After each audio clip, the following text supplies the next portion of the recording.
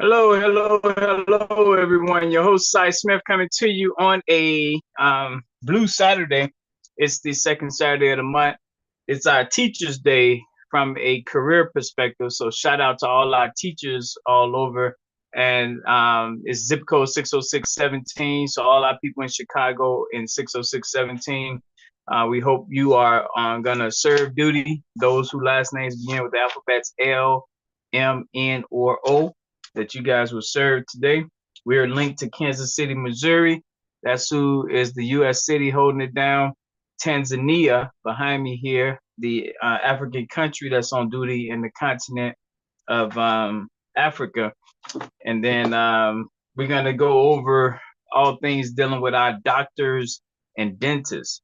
And so this conversation is for us to eventually get to a place where we can have people gathering from all over the country in Gary, Indiana, to discuss our health, both orally with the dentist as well as our physical bodies as well. So let me make sure people know nowhere near a doctor. My role as the founder of this National Block Club University is a facilitator.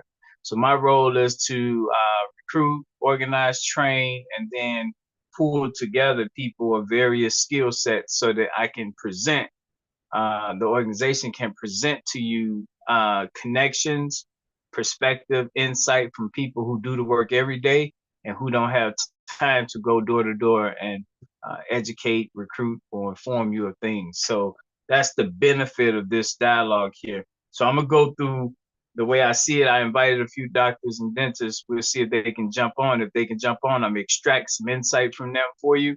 If not, I want you to walk with me on the benefits of doing this once a year. So for those who don't know, National Block Club University mission is about anti-violence. The whole purpose of our existence is to stop this killing that we see happening in the Black community. And in order to do that, we must do a whole lot on the social fabric side. Block by block is our mantra. Block by block allows us to reach people where they are, which is on their block. We do it by zip codes. And what we've done that's unique is we've taken the zip codes and we attach the zip codes to different professions. So 60643 zip code is our zip code for all our doctors and dentists. So if there's a doctor or dentist in North Lawndale 60623, they contact info will go to 60643 in Chicago. It's the same in Gary. 46403 zip code is our doctors and dentists zip code. If we meet a person in Glen Park, 46409, we'll go over there to 46403.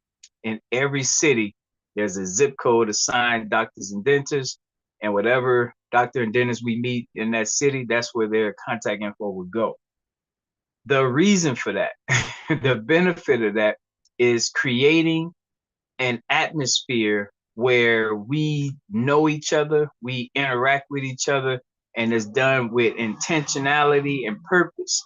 So therefore, the people on the opposite side of town has a reason to interact and care about what you're doing over here, because you're the one that's holding down this contact information, sending out updates on it, creating newsletters about that contact, that profession linked to them, recruiting, making note of any job fairs. We're going to get into some of those things, but just know that's the structure that we have, is going into every city and creating interdependency where you need each other. All right. So I just wanted to emphasize that. So just for the record, I have a list of hospitals in all 20 cities. We're not going to go over those hospitals, but just so you know, Gary, Indiana is our headquarters for all our conventions.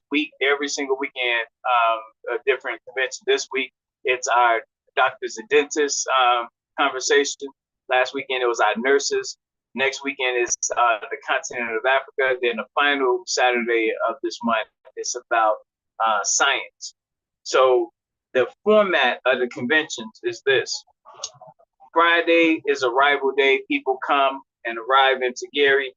Saturday, so when they arrive, if they come through Chicago's O'Hare Midway, there's 60615 is our people in charge of the host. So that's Governor Joe and his team.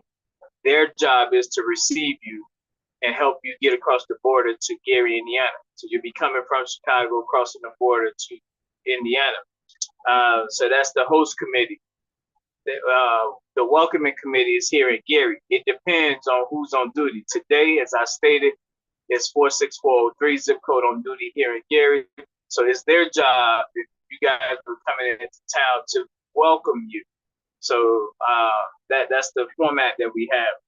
Of course, that want to eat. So we have the black restaurants in Gary that we would recommend to you. We have the night spots if people want to, have a nightlife. We have that, and then of course, our welcome address led by me and some other key people. And so that's how your Friday evening will go. When you arrive, get settled, have dinner, get welcomed by us.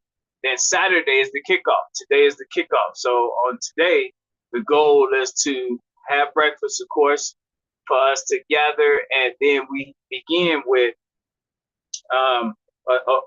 an address, hopefully by some elected official, whether it's the city council member, or the mayor himself, just welcoming you to the city. And then we'll have the breakout. So we'll have breakfast while the mayor or the delegate is speaking. Then we'll break out into various breakouts. Now, I want to highlight these breakouts so you'll know why it makes sense. I'm going to come back to that. So we break out. Once the breakouts take place, then we'll reconvene for lunch. After we reconvene for lunch, right after lunch, we'll have a panel discussion, and then we're going to hear from each of the 7 breakouts. As we hear from the 7 breakouts, there will be a vote that needs to take place. We're going to talk about that too. And the vote will take place between all 7 of the breakouts. We'll decide the results of that vote. Then we're concluding, and what ends up happening next is we get to leave, disperse, go back to the hotel, chill if you like, and later on that evening will be a entertainment session / concert, etc., where you're going to be able to have some relaxation time, and like I said, we got a lot of black people in entertainment, so you'll be entertained, and that should conclude around 9 p.m. Now, after 9 p.m. is for the real grown folks, and that's the nightlife. That, again, we'll have that set up, which lounges, nightclubs, etc., is having specials for our guests that's coming into town. So that's kind of the layout. Sunday, if you guys, some people may leave Saturday night, some people stay. By Sunday, people will have breakfast again. Then we'll just kind of, wish you off and make sure you know how we're looking for next year. And then we conclude that. So that's how the Friday, Saturday, Sunday looks. And of course, on Sunday, we'll have our team that's on duty to make sure you get to the airport, get to the bus station, get to the train station, and so forth. But that's what should be happening in Gary, Indiana, every single weekend. Okay. And for those who may say, and I'm gonna come back to those 7 workshops. For those who may say, after year 2 or 3, that might get old and tiring. I would say this to you: the way I envision what we're doing is we're the pipeline to the bigger conventions. So when you hear them say, like, our women's convention coming up in May, we know there's a Black Women's Expo. So that's the big convention. What we're doing, and please be clear with this, everything we're doing is so that we can make certain that we fill in the gaps that's normally left behind for the big, affluent, stable structures that exist. So we're door to door, we're block to block. We're getting jobs created at the grassroots level so that we can kind of hold the fort down until people can deploy to the bigger conventions. So I just want you to know that we don't expect the same people to come to every convention every year. We don't need that, because every year we're recruiting new people. Those are the people that should be coming. Almost, you can say we're the recruitment conventions. We're constantly recruiting people, and then we'll pull down the A-list professionals to come in each year, a different A-list professional to talk to us as we continue to recruit out of the high schools, out of the colleges, so that they have something at the grassroots level to connect with while they build themselves up in that profession. All right, let's talk about these 7 breakouts, because this is critical. So these 7 breakouts represents 21 cities, okay? That's why I said we got to do these breakouts. They represent 21 cities. So that's 7 times 3 cities. That gets you to 21 cities. So these breakouts is the glue to making Black America more coordinated, more supportive of each other. So it is paramount that we have these 7 different breakouts. So I'm gonna go through these breakouts here so that you would know what they are. So the first is Gary, Chicago, Atlanta. That's one breakout. So anyone from Gary, Chicago, Atlanta, they're going to breakout room 1. The next one is Miami, Birmingham, and New Orleans doctors and dentists. Y'all are going breakout room 2. Okay. Then you have Dallas and Memphis, breakout room in 3. Then you're gonna have Los Angeles and San Diego dentists and doctors, breakout room 4. Then you're gonna have Detroit, St. Louis, and Milwaukee, breakout room number 5 over here. Then you're gonna have Kansas City, shout out to KC today as they do today, St. Paul, Minnesota, and Cleveland, Ohio, breakout room number 6 over here. And the final one, the largest one, is Boston, Philadelphia, DC, Norfolk, and New York City, all East Coast. They're going to have their breakout room number 7. Now, let me tell you why, again, that is so important. Because each one of those breakout rooms, we've given them a different aspect to work on from every professional standpoint. And by doing that, what we're doing is making sure that when they vote on what's important, what the theme is, then it comes back and then we get to vote citywide on what the theme is. We get to all have a local theme in your city. You get to have a regional theme with your Miami, Birmingham, New Orleans theme. And then you get to have the national one. And the national one is the one that all 7 regions will vote on after we come up with the regional one. So that's kind of the format. But I do want to just highlight what each region will be asked to focus on. So the Gary, Chicago, Atlanta region, they're going to focus on all aspects of safety and attention to detail. And they'll vote on which one of those safety, abuse of spouses, or attention to detail. They'll vote on which one that year to focus on. The Miami, Birmingham, and New Orleans region of doctors and dentists, they're going to vote on which one to talk about, focus on whether it's toxic foods, biased dining, whether it's the effects on trafficking, just all things dealing with travel. The Detroit, St. Louis, and Milwaukee delegation will vote on home repairs and how it affects doctors and dentists, sexist laws, how it affects doctors and dentists, incarceration, how it affects doctors and dentists. The KSC, Kansas City, St. Paul, Cleveland, dentists and doctors, you're going to focus on student loan debt, education overall, when it comes to doctors and dentists, exercise, and emotional health. So you guys will vote on which of those to primarily focus on regionally. Then under the Dallas and Memphis region, their focus will be on history, our ancestors in doctor and dentistry, parents and guardians of doctors and dentists, established media, and then also social media. So you guys will be off in the room, come up with which of those we're going to focus on. Los Angeles, San Diego, doctors and dentists will get together and talk about theater, sports, gardening, and farming. They'll vote on which one of those to concentrate on. Then the final one is the Boston, Philly, DC, Norfolk, and New York. You guys will focus on for-profit research, people making money on research, and Black doctors and dentists, our missing people who are doctors and dentists, innovation and technology. No, that's a lot. I just want y'all to know there's a method to why we have these 7 breakouts. And if we do that, if we do all of what I just described, even if we only had 2 people from every city, so it's 21 cities, so you get that 42 people. That's a lot of thinking and confirming, and then we bring it all together. But look at the takeaway from doing this. This is what excites me when I think about us pulling this off week after week. We're gonna walk away with a national agenda for doctors and dentists. And part of that national agenda will be how to make certain that our Black community is raising the next generation of doctors and dentists. It's about how we take care and do right by our elders. They're going to be concentrating on It's going to be about affordability, how to make sure we're reducing the cost of care, and that's exciting for me. And some of the specifics, I'm gonna read some of these people off to you so you know. So we got the pediatric care and dentistry in Gary. We have the Brookhaven Dentist Group in Atlanta. We got the Detroit Dentist Group, the Forest Park Dental Group. When I say we have, they exist. We don't have them. I wish we did have them. The Center for Exceptional Dentistry in Milwaukee, Ultra Smile in Miami, Contemporary Smiles in Birmingham, Kendall Parker in New Orleans. These are shout outs to these people. So we did some research. We'd love to build a relationship with them. You check them out if that's in your town and let them know that we shouted out their names and hopefully they'll become sponsors and come on board with us. In Dallas, we got Wild Dental. In Memphis, Dr. Moraro Smiles. In Kansas City, Dr. Lee, Dr. Lambert. St. Paul, Dr.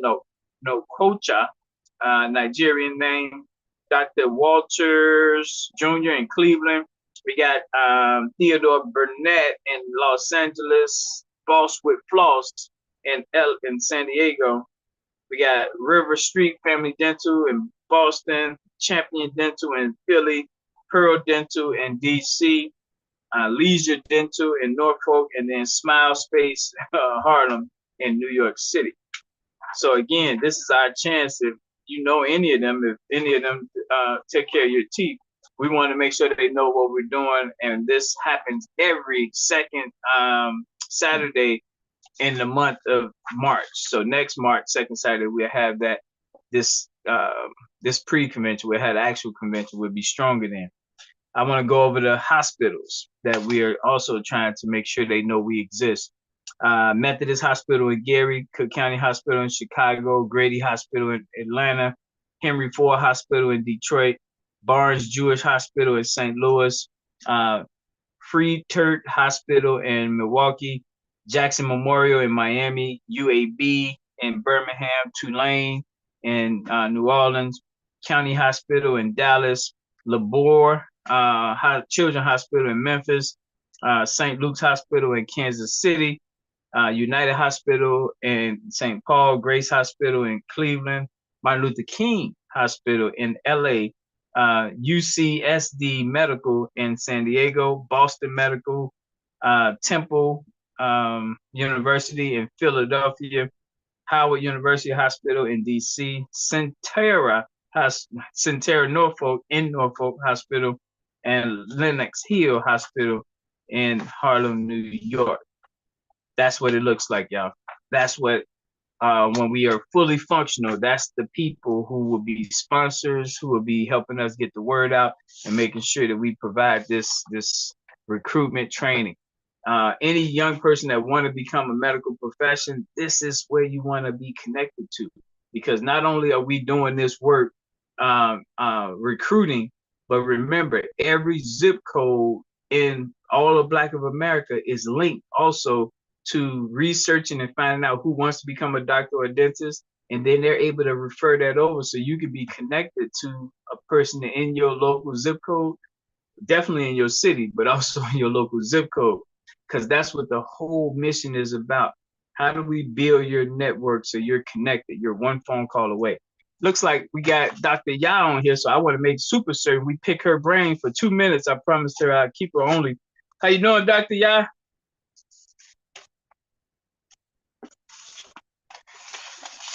It looks like you still on mute, Dr. Ya.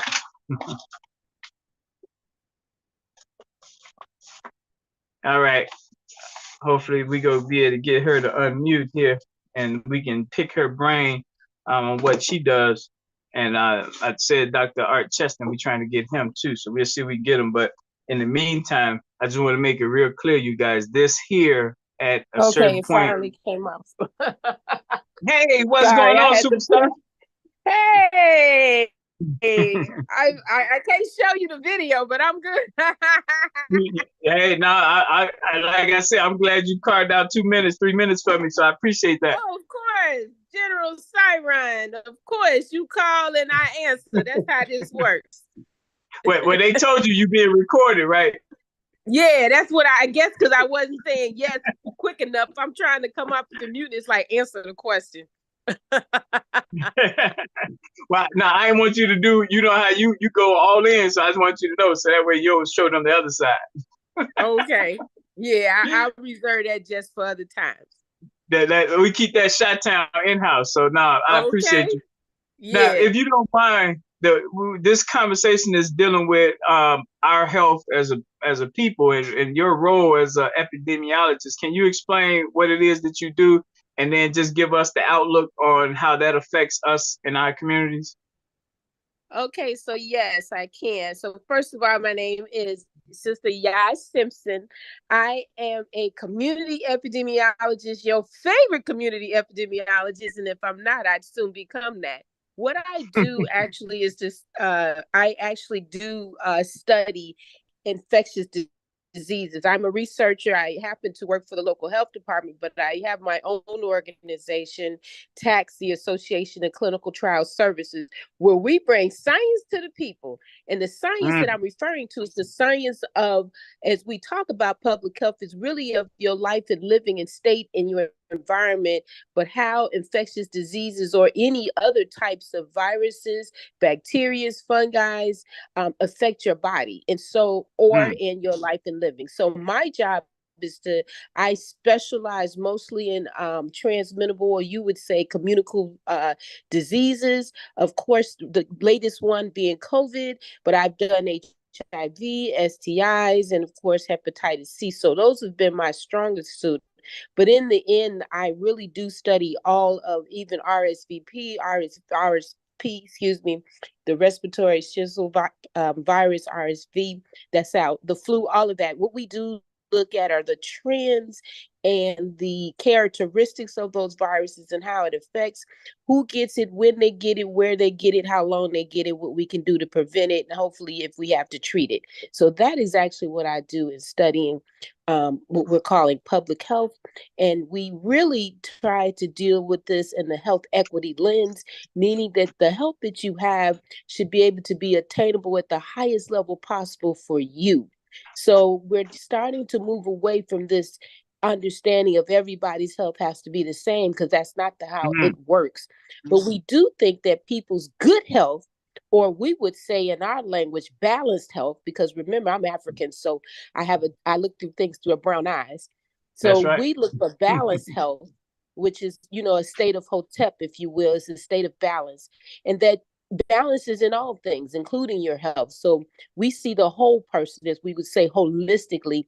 And health equity allows us the language and the perception to talk about this in a way that fits not only us as African Black people, but that does fit us as people living in environments that are not always conducive for our health.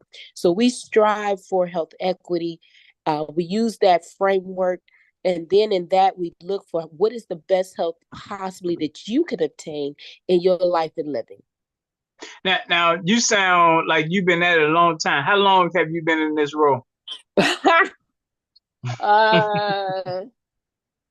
Well, I've been in public health over 30 years. I've been at the health department 24 years. I've been a part of TACS, the Association of Clinical Trials, for the last 17 years. So yeah, I got stake in the game. Yeah, now you sound like it. So a young, and then I'm only 30 years old. What they say, you as old as you feel. So hey, I love it. So now, what do you say to a young person that wants to get into the field of medical field? What should they be doing? How can they tell if they'll be good at it or not? Okay, so what do I tell young people about? And see, I say public health because medical field is actually encompassed in public health. Public health is much bigger than just the medical or what we consider clinical tracks.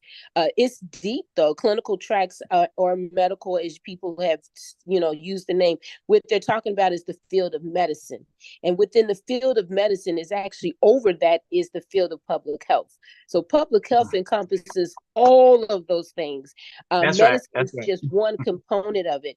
So my thing to people is there is a place for everybody, because realistically, as the, people have read this book that it is the Bible, but this book that says, be thy own physician. What was they really talking about? They were saying, be thy own understanding of your body and how it is that you need to heal and move forward. So I encourage people to do public health, because the reason is we have to deal with each other just like we would in all other things. You can't drink water without the public. You can't eat food without the public. I mean, you can do a little bit, but eventually, if you start growing it in mass quantities, you're coming around to the government. um Nah, yes. Food, water, air is a part of us too. You don't breathe this air alone, and you are not going to keep it in a state of balance by yourself. It requires a public approach. So does the field of public health. It requires a public approach. So we deal with environmental, we deal with community, we deal with yes, we do the biostats, we do the statistician part of it, but I'm on the part that's called epidemiology, where we talk about the epidemics and the concepts and the constructs of how that impacts us as a group of people in particular environments or in particular geographical areas. So when I started to talk about that, that means there are jobs in all of it. For example, if you were to deal with one, let's just say you, like me, specialized in HIV, which is what I did for over 17 years. And then you found out that there was a national group called now it's called the AIDS Clinical Trials and something group. They changed the name, but pretty much it's still this. The concept is they study HIV of all things, anything to do with either prevention, vaccines, treatments, or testing. So anything to do with anything HIV they study. And I belong to that group too for 17 years, by the way. Within that is another group called DAIS, Division of AIDS. Why am I mentioning all of these acronyms? Because these are jobs, right? Yeah. Plethora of jobs. Every last one of them, there is no less than 10 to 15 units of people who all have positions in that, and very few percentages are Black. That is what I teach people. I'm in the game because of my positioning, but these people that run those jobs, that have those the DAIS, Division of AIDS, that's hundreds of jobs that's right out of Maryland, right here in the United States. And they can go global, by the way, but they're definitely stationed in Maryland. You have what we call networks, the HIV Vaccine Treatment Network, that's right out of Seattle, Washington. Hundreds of jobs. They're all positions. Nothing less than, I don't even think a bachelor's can get you in, but a master's and a PhD can. Yes, it is a little bit on the higher side. The salaries are actually over $50,000. Nobody makes lower than that. I mean, and if you are, there's something, they're cheating. And that means you must be, not connected and know somebody, because the least that I have seen so far has been like $50,000 in the gate. And that's brand new, and you just graduated. And you don't do anything but exponentiate from there. I mean, these are people that have upwards of $200,000 a year, depending on how high your position is. And yes, they are PhDs or MDs, or some in my field MPHs, but at the same time, it depends on what your actual job is. If you're a chief, or if you're an executive, or you are one of the ones that's running the network, then yeah, you're up towards of over $150,000 to $200,000 per year.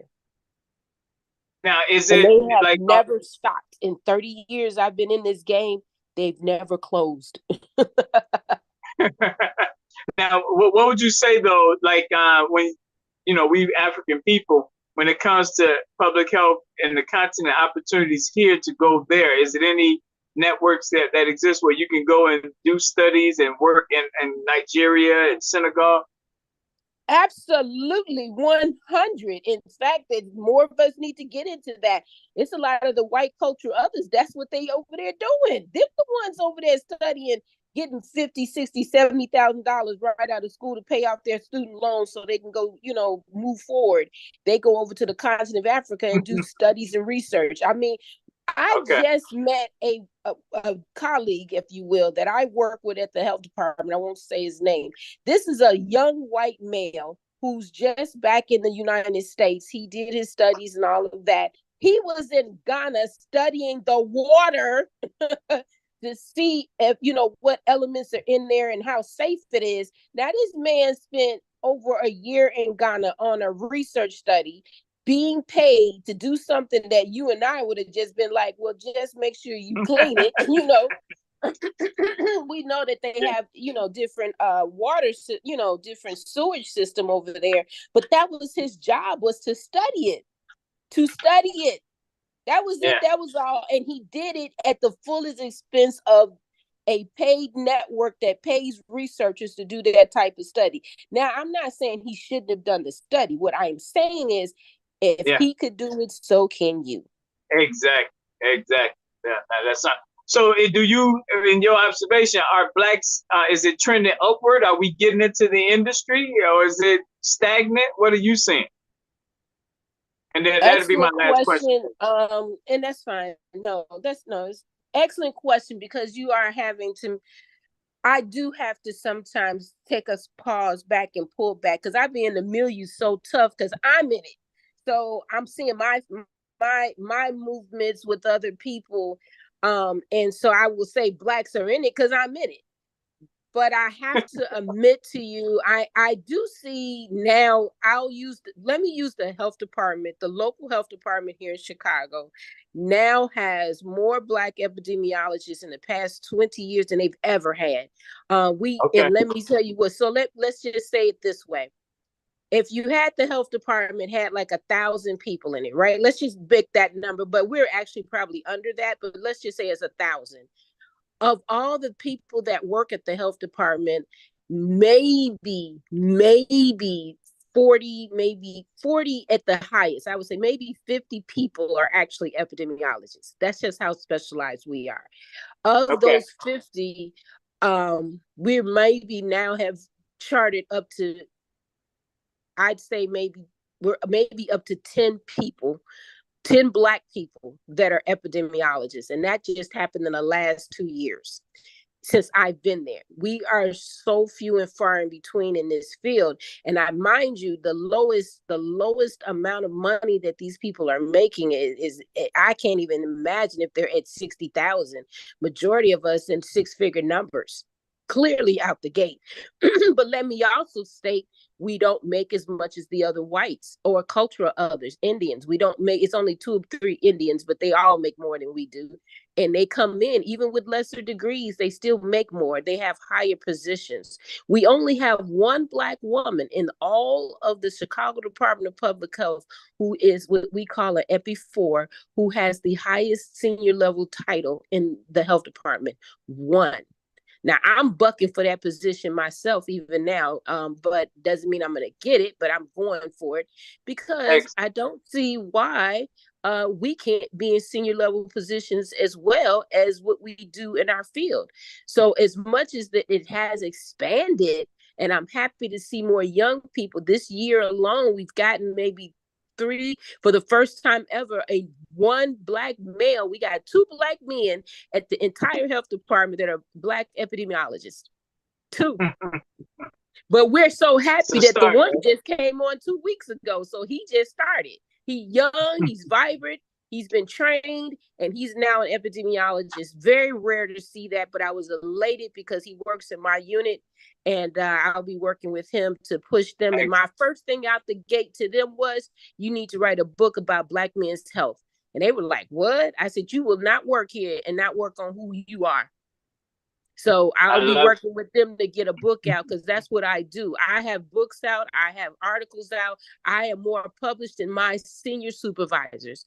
And that's why they can't handle me, because they may not give me title, but I am what they call a servant leader, honey. You don't stop me from moving forward. You may not give me the title, but I can do the work. Now, how do people support you? Was it a website, phone number? Yes, it is a website when I update it more. But yes, the website is Tax for Us at I'm sorry, that's my email. www.tax for us. Yeah, so everything is always Tax for Us, the number 4. So TAX, the Association of Clinical Trial Services, is an acronym. TACTS, and the number 4 in us. So if you just typed in tax for us, you'll come around the Association of Clinical Trial Services, where we bring science to the people. I love it, and I appreciate you jumping on. Next year, the second Saturday, we're going to have you come to Gary, Indiana with Dr. Rogers, Dr. Art Cheston, and so forth, so we could be in person, have you on the panel. Absolutely, bro. Just let me know when and where, and I'll make that happen. All right, you be safe out there, superstar. Thank you so much. The energy and everything that you put into this, your passion comes through, but more importantly, you know, the general, right? It's a general y'all talking to. And we got to thank you for your service too now, because you served in the Air Force. See this right. Yeah, you heard. We got to make sure we salute you because you Air Force. You know, them the brainy. Yeah, I just happen to be one of the military people. No, I appreciate you, Queen. Thank you. Force. And I do tell people it's a decision I made that helped me to elevate to the position I wanted to be, which is where I'm at now, doing the things I want to do.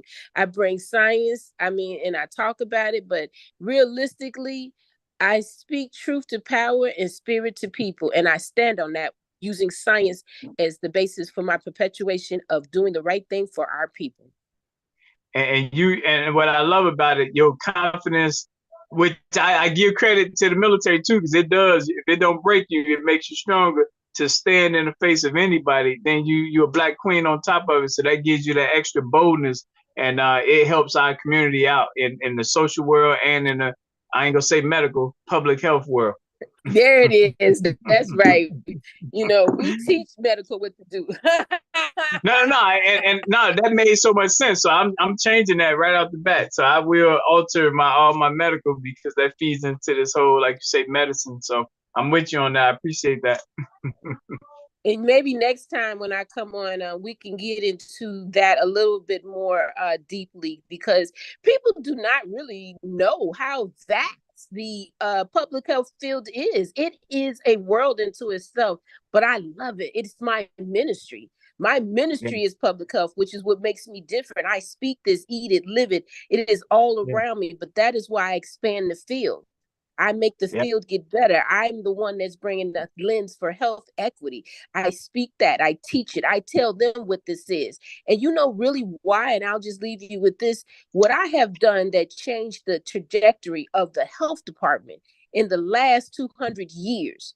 And I did this, not the boasting of just a me thing. I did it with a team, but the vision was mine, which was to change the reference point. And what do I mean by that? We published a book called The State of Health for Blacks in Chicago for the last, few years, like 2019 to 2020. You got to, put some years on it to contextualize it. But we did this book, right? The State of Health for Blacks Living in Chicago, a data book. We're the only book in the health department for the past 200 years that has ever changed the reference point for Blacks compared to non-Blacks, or Black compared to Chicagoans. Why is that important? Because we don't compare ourselves to anybody else. We compare ourselves to us. Now, that is a nuanced concept, but I'm the first person to ever pull it off for Chicago Department of Public Health data book. No one's ever done it. Again, this also though, that when you in Chicago, it's in the core of the country, in the middle. The middle matters, right? You're not on New York edge, LA edge. No knock on LA and New York. Y'all on the fringes, no man. But you got to be made Fort tough in this middle, this core.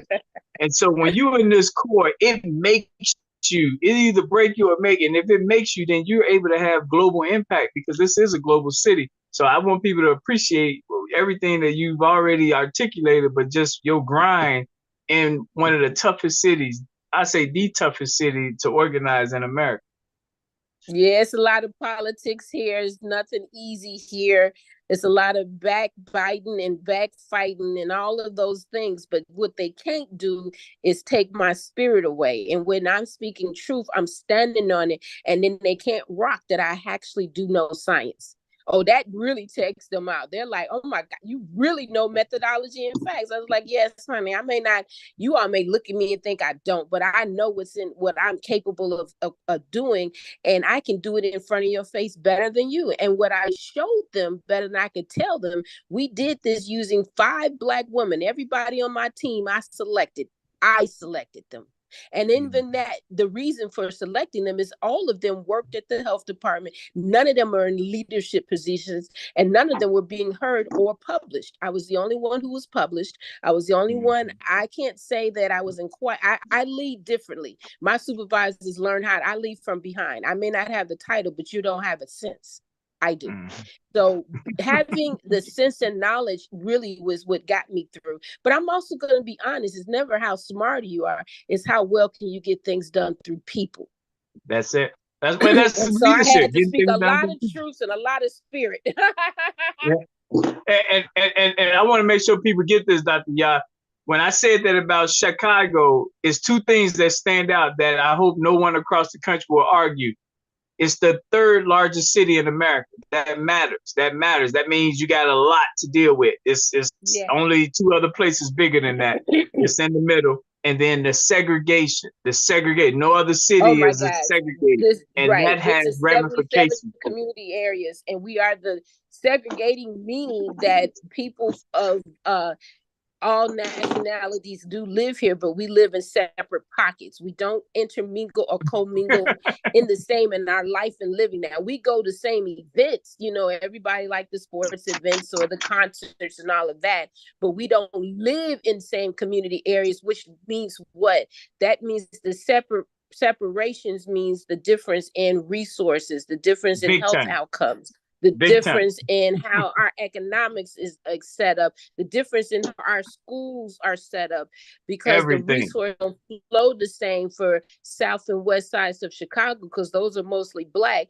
Up north in different parts of Chicago and outlying areas do better because that's where white people live. So wherever you see a congregate of whites, the resources are actually more tangible and better and higher. When you see a congregate of Blacks and even Latinos, the resources are less. And then the Asian has their own group, and they're kind of in the middle of things. But the point of it is that it is what we call inequities in all of those situations. So as in the 77 community areas, we use that as the baseline to determine how people's health are based on their what we call social determinants of health, meaning how it is that you live through your environment, and then it impacts your health, being that the basis of that would be life expectancy. Life expectancy is the one variable around the world that is comparable for health, and that is what I specialize in. So the life expectancy for Blacks as a whole in the city of Chicago is about 69 years old, whereas the life expectancy for whites is about, I think the last I look, I know there should have been about, for all Chicago would have been about maybe 71 or 75. Actually, life expectancy in Chicago has gone down for all groups, but Blacks are at the lowest. Know that. Black men are about at 68 to 67, and Black women are about 70-ish, 71, the last I looked. But the point, even if I'm off on the exact years of life expectancy, what I'm not off on is definitely lower than whites in all Chicago. That's for sure. Right. Now, that's why I wanted to make sure they knew why this matters, Chicago, and what we learn here, it could be applicable elsewhere, but this is the tough grinding right here. So yes, sir. Again. So the one thing, if anybody leaves knowing, is first and foremost, public health is a dynamic field. It goes the gamut. It goes to everything from how your air, your water, your food, and your actual biological health is. This is a dynamic field. And the second thing they should know is, if you don't learn anything from me today, learn to look at the quality of your life. Your life expectancy is the prediction of how long you should live on this planet, given the limitations you have with your body. So if you've got diseases or infections or any debilitation, your life expectancy decrease. You want to increase this as much as possible with the knowledge you have today to be better tomorrow and find what we call balance of health. Booyah. Spoken well. Nah, I appreciate you. Nah, this is good. And you know this is on YouTube, so I send it to you so you can send it out too. Because I think this Okay, then. insight. Unfortunately, I wasn't able to show myself, but maybe Oh, next time I'll be able to do that. Yeah. it, I was scared nobody. your intellect came across. That's what matters. So they might be driving a truck while listening, so it don't matter. There you go. I'll just say hi. I know it's vain. I'm vain too, honey. Don't worry about that. Hey, Black Queen is all good. I appreciate you. I ain't have So, my round, baby. no, it's all love. It's all love. good. All Well, right, then. I just want to appreciate thank you. General Cyron. Call me when you need me, and we'll keep it moving from there. I appreciate you. Though. All right, you be safe. You be safe. Take care. Thank you. Peace and blessings. Okay, thank you. So that's Dr. Yah Simpson, y'all. And at the end of the day, what I want to make sure y'all walk away with is this person has been groomed in an environment from a military standpoint. That's toughness. I told you, Chicago toughness, the segregation toughness, being a Black queen and dealing with a white field, all of that. So the perspective you got is with overcoming all those hurdles. So especially for our people that want to get into the public health arena, I'm not going to say medical, public health arena, we want to make certain that you take insight and perspective for what she shared with us.